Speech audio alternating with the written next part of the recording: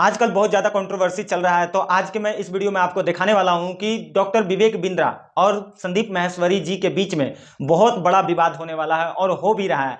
तो आपको मैं बताने वाला हूं कि इस वीडियो में आप देख करके बता सकते हैं कि कौन सही और कौन गलत है। आजकल बहुत ज़्यादा ही ट्रेंड पे चल रहे हैं। जिन लोगों का मोटिवेशन वीडियो देख करके आप मोटिवेट होते हैं, आज उनका वीडियो इतना वायरल हो रहा है कि आज उन दोनों के बीच में बहुत ज़्यादा विवाद हो रहा है। तो स्कैम जो है, किसके वजह से स्कैम हो रहा है, कौन कितना ज़्यादा स्कैम कर रहा है, कौन बिजनेस के पर्पज से गलत कर रहा है, लोगों को मोटिवेशन के वीडियो दिखा करके मोटिवेट करके और गलत काम करते हैं जो कि इन फ्यूचर गलत हो रहा है और होगा भी। इस तरह के लोगों को रोकने के लिए आप इस वीडियो में बता सकते हैं कि कौन स्कैम गलत कर रहा है, कौन क्या कर रहा है। इसलिए ये कंट्रोवर्सी जो है बहुत ज़्यादा ही बढ़ रहा है। तो ठीक है, आपको डॉक्टर विवेक बिंद्रा जी और संदीप माहेश्वरी जी के बारे में हम डिटेल आपको आगे बता रहे हैं, और देखिए इस वीडियो में आप देख करके बता सकते हैं कि स्कैम क्या सही है या गलत है। मैंने डॉक्टर विवेक बिंद्रा जी का वो सब भी लगा दिया कि मेल पर कि मैंने पैसा डाला था और मेरा चैनल स्ट्राइक पड़वा दी गई है, और मुझे बोलने की भी वो नहीं दिया कि मैं बोल सकता हूँ, इसलिए मैं ये बिल्कुल नए चैनल पर ये वीडियो डाल रहा हूँ। सीधा पॉइंट पर आना है। इस वीडियो में 5 सवाल है, 5 बर्निंग क्वेश्चंस है जिनके जवाब अगर विवेक सर दे पाए तो विवेक सर जीत जाएंगे और संदीप सर को हार माननी पड़ेगी। आपको तो पता ही होगा कि भारत के सबसे बड़े 2 यूट्यूबर्स एक दूसरे से लड़ रहे हैं। 2 यूट्यूबर्स जिनको कुल मिला के उनके 5 करोड़ से ज्यादा सब्सक्राइबर्स हैं, जिन्होंने अपने अपने फील्ड्स में कई रिकॉर्ड्स बनाए हैं जो Guinness book of world record में भी दर्ज है। वो एक दूसरे के ऊपर आरोप लगा रहे हैं। वीडियो शुरू होने से पहले एक क्लियर कर दूं कि इस वीडियो का इंटेंशन किसी को भी डिफेम करना है ही नहीं, सिर्फ कुछ सवाल पूछना है। सवाल काफी सिंपल है और उन सवालों के जवाब देना भी सिंपल ही होना चाहिए। इस वीडियो में मैं किसी के भी फोटोज, किसी के भी वीडियोस, किसी के भी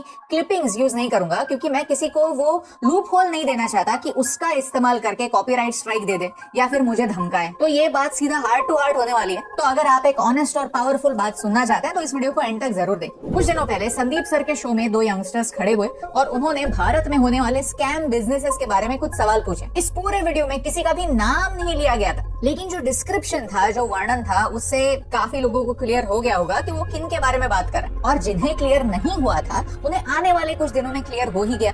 अगर आप इस सिलसिले की पूरी हिस्ट्री ज्योग्राफी जानना चाहते हैं तो कोई और वीडियो देख लीजिए, क्योंकि इस वीडियो में मुझे एक कदम आगे जाना है। कौन सही कौन गलत ये पूछने से पहले सही सवाल पूछना इंपॉर्टेंट है, जिनके जवाबों में ये क्लियर हो जाएगा कि कौन सही कौन गलत। अगर संदीप सर ये वीडियो देख रहे हैं और आपकी मुलाकात कभी विवेक सर से होती है तो उन्हें ये सवाल जरूर पूछिए। पहला सवाल, प्रोडक्ट क्या है? सिंपल बात है, अगर प्रोडक्ट में जरा भी दम है तो ये स्कैम नहीं है। लेकिन अगर कोई प्रोडक्ट नहीं है, प्रोडक्ट सिर्फ एक सपना है, तो ये स्कैम जरूर है। स्कैम सिर्फ पैसा लेकर भागना नहीं होता, गलत चीजें बताकर गलत चीजें बेचना भी स्कैम होता है। लोगों को एक ट्रैप में फंसाना एक स्कैम होता है। मान रहे हैं कि विवेक जी की कंपनी 500 करोड़ की है। क्या ये इतनी बड़ी कंपनी सिर्फ कोर्सेस और सेमिनार्स बेचती है? What do you sell? Product क्या है? सागर सिन्हा नाम के एक यूट्यूब चैनल पर कुछ दिनों पहले एक वीडियो अपलोड हुआ। वहाँ पर अराउंड 23 मिनट्स और 50 सेकंड के मार्क पर विवेक जी कहते हैं कि ट्रेनर जो है वो प्रोडक्ट एक्सप्लेन करते हैं, यानी कुछ ना कुछ तो प्रोडक्ट है। अब ये प्रोडक्ट क्या है? बिस्किट है, सोना है, चांदी है, क्या है? सोचिए, अगर एक दिन एक बंदा आपके घर आता है, आपको उसकी रोलेक्स की घड़ी दिखाता है, पूछता है आपको कि क्या आपको ये घड़ी खरीदनी है? मुझे सिर्फ 10,000 रुपए में बेचनी है। मेरे पास ऐसी बहुत सारी घड़ियां हैं, मैं इस घड़ी से बोर हो गया हूँ, लेकिन एक ही कंडीशन है कि आज ही खरीदनी पड़ेगी। आप कंफ्यूज हो जाते हैं, सोचते हैं कि 10,000 में रोलेक्स की घड़ी मिल रही है तो ले ही लेते हैं। 2-3 दिन बाद आपको पता चलता है कि ये रोलेक्स की घड़ी फेक थी। आप उसे ढूंढते हैं, उसके पास जाते हैं, उसका गला पकड़ते हैं, तो वो आपसे उल्टा कहता है कि हाँ, माना कि पिछली वाली घड़ी फेक थी, लेकिन मेरे पास ये जो घड़ी है वो रियल रोलेक्स की घड़ी है। अगर आप जानना चाहते हैं कि ये घड़ी मैंने कैसे खरीदी तो मेरे साथ चलिए। फिर वो आपको एक सेमिनार में लेके जाता है। उस सेमिनार में आपको सिखाते हैं कि लोगों को फेक रोलेक्स की घड़ियां बेचकर कैसे पैसे कमाए जाते हैं। ये सारा एक स्कैम है। और ये हम पकड़े कैसे? कंपनी का पैसा कहां से आता है ये समझकर। अगर कोई कंपनी एक प्रोडक्ट बेचती है तो उनका ज्यादातर पैसा वो प्रोडक्ट बेचकर आना चाहिए, ना कि मार्केटिंग एक्टिविटीज से। इन सेमिनार से, इन कोर्सेज से आने वाला पैसा एक छोटा हिस्सा होना चाहिए। क्या कंपनी का पैसा प्रोडक्ट बेचकर आ रहा है या लोगों को जोड़कर? ये सबसे इंपॉर्टेंट सवाल है। दूसरा सवाल, बिलियनर्स कौन है? उसी वीडियो में अराउंड 11:50 कुछ टाइम स्टैम्प है जहां विवेक जी कहते हैं कि उनके प्रोग्राम में बिलियनर्स आते हैं। Billionaires with a B. Yes, मैंने ये वीडियो, एक पूरे घंटे का वीडियो मैंने 3-4 बार देखा और कंफर्म किया, उन्होंने बिलियनर कहा है। तो मैंने सोचा कि भारत में इन टोटल कितने बिलियनर्स हैं। मैंने गूगल किया तो फिर मुझे पता चला कि टोटल नंबर कुछ 169 है। और ये सारे जो चेहरे हैं ये काफी वेल रिकॉग्नाइज्ड चेहरे हैं। तो मैं विवेक सर से एक सिंपल सवाल पूछना चाहता हूँ कि आपके सेमिनार्स में जो सो कॉल्ड बिलियनर्स आकर सिखाते हैं वो इनमें से कौन है? गौतम अडानी है, मुकेश अंबानी है, बिरला है, कौन है? एक सिंपल सा फैक्चुअल सवाल है जिसका अगर जवाब मुझे मिल जाता है तो फिर मैं कह दूंगा कि ये स्कैम नहीं है। अगर आप भी जानना चाहते हैं तो नीचे कमेंट्स में बिलियनर कौन है लिख दीजिए। तीसरा सवाल, ये MLM है या नहीं? विवेक जी कहते हैं कि उनका बिजनेस MLM या फिर मल्टी लेवल मार्केटिंग नहीं है, क्योंकि यहाँ पर मल्टीपल लेवल्स नहीं है, सिर्फ एक ही कनेक्शन है ब्रांच का, उनके अफिलिएट से जो कनेक्शन होता है वो कनेक्शन। MLM में कई लेवल्स होते हैं और यहाँ पे अलग अलग लेवल्स नहीं है, एक ही लेवल है। चलो मान लेते हैं कि कोई लेवल्स नहीं है, इसीलिए ये पिरामिड स्कीम नहीं है। लेकिन इसी इंटरव्यू में 14 मिनट 33 सेकंड के मार्क पर वो कहते हैं कि अफिलिएट का कोई बॉस होता है, कोई ट्रेनर होता है, कोई मैनेजर होता है, कोई सेल्स हेड होता है, कोई रीजनल हेड होता है, कोई हेड ऑफिस होता है, चैनल पार्टनर होता है, रीजनल ऑफिस होता है। तो ये सारी चीजें क्या है? क्या यही पिरामिड के अलग अलग लेवल्स नहीं? चौथा सवाल, इंसेंटिव की जरूरत क्यों? विवेक जी ने बाद में जाकर खुद एडमिट किया कि मई के महीनों में कुछ मिस सेलिंग हुई थी। वो खुद कहते हैं कि 15-20 दिनों की ट्रेनिंग होती है जो भी नया ज्वाइनिंग होता है उसकी। तो क्या इस पूरे ट्रेनिंग में मिस सेलिंग को रोकने के लिए कोई मॉड्यूल नहीं? उन्होंने खुद कहा है कि उनके टोटल 730 रूल्स हैं। क्या मैं ये रूल्स देख सकता हूँ कि ये रूल्स कैसे दिखते हैं? अगर आप ताज के होटल में जाते हैं और वहाँ की रिसेप्शनिस्ट आपसे गलत व्यवहार करती है तो ये टाटा की गलती नहीं है, लेकिन मैनेजमेंट की गलती जरूर है, सिस्टम की गलती जरूर है, और ये सिस्टम बदलने की जरूरत है। उसमें सिर्फ उस रिसेप्शनिस्ट को फायर करना सोल्यूशन नहीं है, क्योंकि अगर एक रिसेप्शनिस्ट रूडली बात करती है और कस्टमर कंप्लेन करता है, इसका मतलब ये है कि 100 अलग अलग रिसेप्शनिस्ट ने गलत बात की होगी, सिर्फ उस कस्टमर ने कंप्लेंट नहीं की है। गलती सिर्फ इंसान की नहीं, गलती सिस्टम की है, तो उसकी पनिशमेंट सिर्फ इंसान को नहीं दे सकते, सिस्टम को ही देनी होगी। चलिए benefit of doubt Vivek sir को देते हैं। मानते हैं कि मिस सेलिंग जानबूझकर नहीं, गलती से हुई थी। तो ये ऐसी मिस्टेक होती कब है? जब कोई इंसेंटिव जुड़ा हो। तो जहाँ इंसेंटिव है वहाँ झूठ है, और जहाँ झूठ है वहाँ पॉन्जी स्कीम हो सकती है। इंश्योरेंस एजेंट्स जो होते हैं वो आपके घर पर आते हैं और आपको पॉलिसी चिपका कर जाते हैं। वो कभी भी आपके भलाई के बारे में नहीं सोचते। कि आपको पता है कि आपका पहला पॉलिसी का जो प्रीमियम होता है उसका अप टू 50% सिर्फ उनको कमीशन के तौर पर मिल सकता है,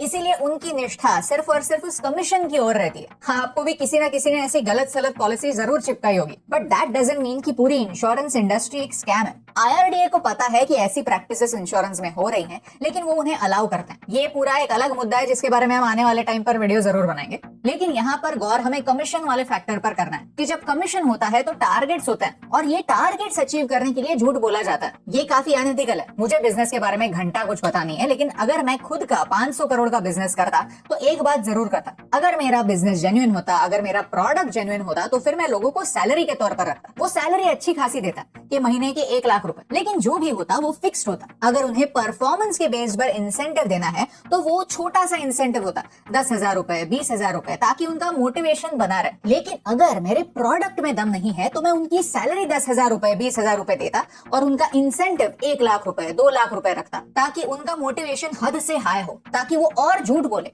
किसी ना किसी तरीके से, बस मेरे लिए बिजनेस लाए। 5वां और आखिरी सवाल, पर्सनल अटैक्स क्यों? अगर कोई क्रिएटर मुझ पर अटैक करता है, कहता है कि मैं स्कैम कर रहा हूँ, तो मेरा पहला रिस्पॉन्स उसे लॉजिकली तोड़ने का होगा, ना कि उस पर पर्सनल अटैक करने का। क्योंकि जब भी लोग पर्सनल अटैक पर उतर आते हैं तो समझ जाता है कि उसके पास बोलने के लिए कुछ है नहीं, सामने वाला सही बोल रहा है, इसीलिए ये बंदा ऑफेंड हो रहा है। इसी इंटरव्यू में विवेक जी कहते हैं कि 1 या 2,000 लोगों को मिस सेलिंग हुई है। ऑफ कोर्स 2 लाख कैंडिडेट्स में से 1 या 2,000 लोगों को मिस सेलिंग होना बड़ा नंबर नहीं है, लेकिन जिन लोगों के साथ ये हुआ है उनके लिए तो ये पूरी दुनिया है, उनके लिए तो उनके साथ जो हुआ है वो गलत है। तो पहला स्टेप इसे एड्रेस करना ही होना चाहिए, सिर्फ प्राइवेटली नहीं, पब्लिकली भी। इस बात को एडमिट करना कि हाँ, हो सकता है कि 1,000-2,000 लोगों के साथ मिस सेलिंग हुई हो, ये पहली स्टेप क्यों नहीं थी? अगर कॉन्फ्लिक्ट को सॉल्व भी करना है तो ऐसे कर सकते थे। अभी उन्होंने एक ईमेल आईडी दिया है जहां पर लोग अपने डिटेल्स भेज सकते हैं, और अगर उनको रिफंड चाहिए तो फिर रिफंड के लिए अप्लाई कर सकते हैं। लेकिन यही पहले भी हो सकता था। विवेक जी मानते हैं कि उन्हें मई महीने से पता था कि ऐसा कुछ हुआ है,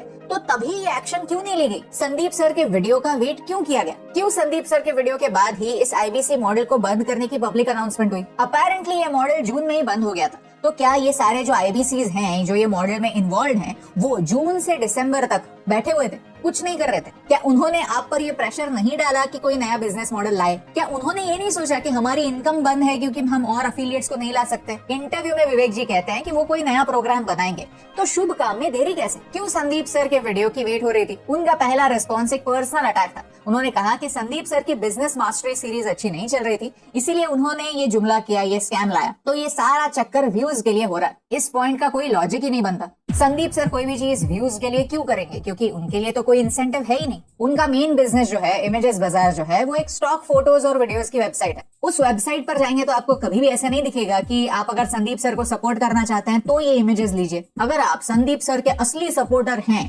तो 20,000 रुपए की फोटो खरीद लीजिए। मतलब क्या है? मतलब उनका YouTube चैनल और उनका बिजनेस कंप्लीटली अलग है, उनमें कोई लिंक नहीं। क्योंकि ये इतना बड़ा वीडियो इतने बड़े यूट्यूबर के बारे में बनाना जिसका एटलीस्ट 500 करोड़ का बिजनेस है, काफी बड़ी रिस्क है। कोर्ट कचहरी के चक्कर लगाने पड़ सकते हैं। इतनी बड़ी रिस्क संदीप सर ने क्यों ली? शायद उनको लगा होगा कि जो हो रहा है उसमें कुछ गलत है और इसके बारे में आवाज उठानी चाहिए। मुझे तो लॉजिक बस इतना ही लगता है। क्या मेरे सवाल सही हैं? मुझे कमेंट्स में बताइए। और आखिर में अगर हम ऐसे ही कैजुअली बात कर ही रहे हैं तो 2 एक्स्ट्रा सवाल है। पहला सवाल है advertising standards council of India से। ये जो सारी मिस सेलिंग हो रही है, जो गलत एडवर्टाइजिंग प्रैक्टिसेस हो रहे हैं, ये कंप्लीटली पब्लिक डोमेन में ओपन में है, जिनको करोड़ों व्यूज हर दिन आ रहे हैं। क्यों उस पर कोई एक्शन नहीं ली जा रही? सेम सवाल यूट्यूब के लिए भी है। क्या ये सब यूट्यूब पे चलता है? क्या कुछ भी दावे करके सेमिनार्स में बुलाना और फिर वहां पर जाकर लोगों को फंसाना, अलेजेडली फंसाना, YouTube के कम्युनिटी स्टैंडर्ड्स में आता है? ये सवाल पूछना इंपॉर्टेंट है क्योंकि टारगेट जो है वो विवेक बिंद्रा सर एक नहीं है, ऐसे बहुत सारे लोग हैं जो बिजनेस के नाम पर सेल्स सिखाते हैं। और आखिरी सवाल ऑडियंस के लिए, ऑडियंस के ग्रीड के लिए। लोग क्यों फंसते हैं? लोग बेवकूफ नहीं होते, लोग बस ग्रीडी होते हैं। लोग देखते हैं अरे इसने इतनी बड़ी गाड़ी ले ली, ये तो मेरे साथ था, ये इतना आगे चला गया तो मैं पीछे कैसे रह सकता हूँ? सच कहूँ तो लोग इनोसेंट नहीं होते। ज्यादातर लोगों को एंटर करते ही पता चल चुका होता है कि what are we entering into. They just feel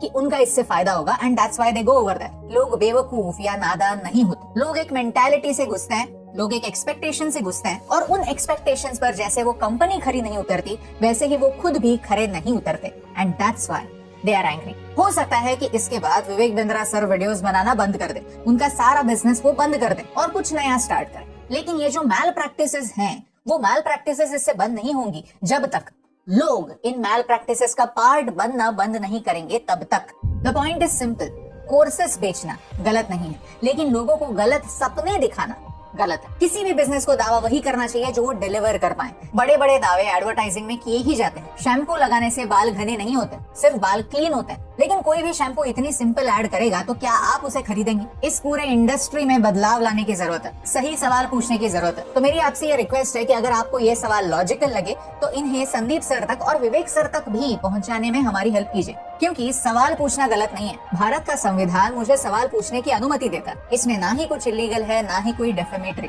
और यही इंपॉर्टेंट बात आप तक पहुंचाने से मुझे फर्क पड़ता है।